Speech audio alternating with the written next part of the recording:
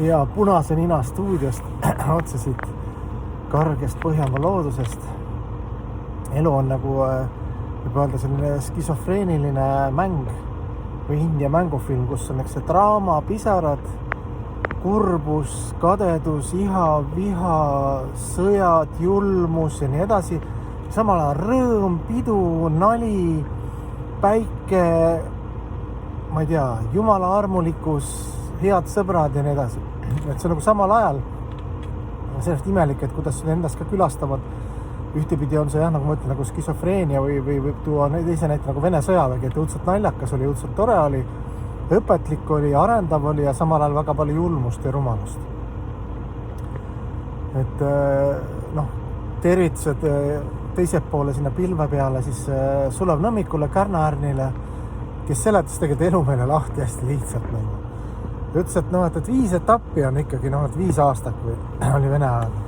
Paljud ei mäleta, üks uus põlvkond, aga meie põlvkond mäletab, kuidas asju tehakse ära. Kõigepealt on vaimustus ja enamus koolitajad, targa jutu rääkijad netis, see on ka selline egotripp, eks nagu minagi, hästi nagu räägivad hästi tarka juttu kogu aeg, et kuidas ta aru, see on nii, eks see usuline fanaatilisus ja siis oma seisukoha fanaatilisus ja see ongi normaalne etapp, et see sentimentaalse fanaatilisus pidi olemegi vaimse elu või üldse arenguetapi esimene selline klass, mis on normaalne ja siis Kärna-Ärni ütles, et algus ongi suur vaimustus, nagu me poliitikud enne valimisi. Ma arvan, et nad ise ka usuvad, et nad on specialid ja sa pead uskuma, et nüüd me teeme ära, et aitab jamast, eks või nagu Kaja Kallas ütles, et see maailm ajab jooma juba, et nii,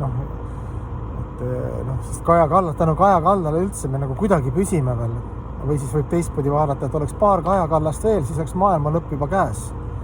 Et üks Kaja Kallas nagu ei suutnud päris nagu Eestit ära uputada, et oleks selle paar tükki veel, saaks selle jama ära lõpetada, et nullist alustada, eks. Ja siis Kärna-Ärni läheb edasi, ütleb, et algus on suur vaimustus, pärast on vaikus.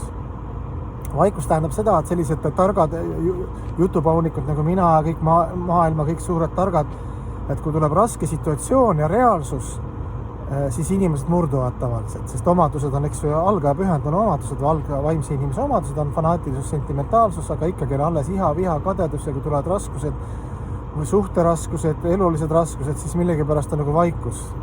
Et siis kui on vaja nagu neid teadmisi teadvustada või tuua argipäeva, siis see protsent läheb nagu nulli lähedale maailmas. Aga ma ütlen, et vaimustus ja uute projekti nagu lükkaid ja neid ikka on, nagu see on ka hea juba, see esimene etapp, et just let's do it. Siis on vaikus, eks ju, kui tuleb argipäev, siis on nagu üksi, kõik on üksi, ihas, vihas, kadedusest, mis iganes, eks ju, kui depressiivne see kõik paista see pilt, siis tuleb süüdlaste otsimine. Normaalne, kõik on süüdi ju. Mis toimub siin maailmas, eks ju, riik on süüdi, ilm on süüdi, ajast on süüdi, Kaliuga ja nii edasi, eks ju, kõik on süüdi, naabrimees on süüdi. Süüdlaste otsimine. Siis on karistamine. Need, kes ei ole otseselt seotud, nagu ma ei oska öelda, nagu narkokaubandus, et suured miljonid liiguvad, kunagi see, kõik on teada, eks ju, aga siis aeg-ajalt on vaja karistada väikest peitjat või Johnny kuskil, kes jääd lennujaamas vahele väikse grammiga, eks ju. Et väikseid tegijad karistatakse, et justkui nagu töö käib, me võitleme. Juhtkond näitab, et me võitleme selle paha rahva tapjaga, nagu on, ma ei tea, alkohol või narkootikum või kõik. Midagi peab tegema, eks ju, politsei ka, eks. Ja siis lõpuks on autasustamine.